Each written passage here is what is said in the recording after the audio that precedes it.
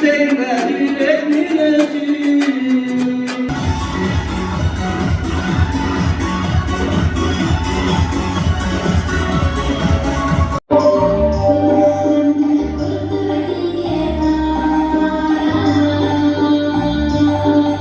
Söz tezegini Karakol şahrının ilerini milletin atkarucu Abdülkallıkov Manas Ahmadaliyevich'ti.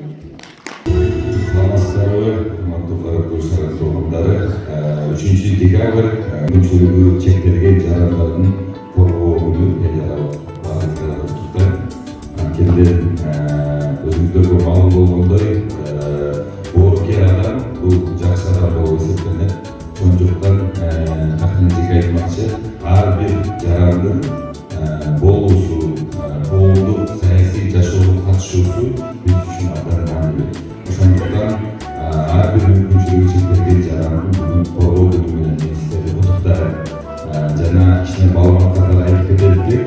Jangli byudjetdan 1177 jaranga 500 so'mdan jalpi 578.500 so'm siyasi pulda ko'rsatilib, ana sirtlari muzikalik konkursga qatnashib jenguvchilar byudjetdan 20 ming so'm xarajatlar oldi. Jana o'shunday mumkinchiligi cheklangan jarayonlar orasida sport ishchilari jenguvchilarni javob payli fondi 40 ming so'm xarajati byudjetdan qaraldi. O'shunda jalbisidan 600 ming so'mni xarajati byudjetdan bizning shahrimizdan mumkinchiligi cheklangan jarayonlarni elaro qo'llab kununa barata arналган iş-çaralara akça xarajatları bölündü.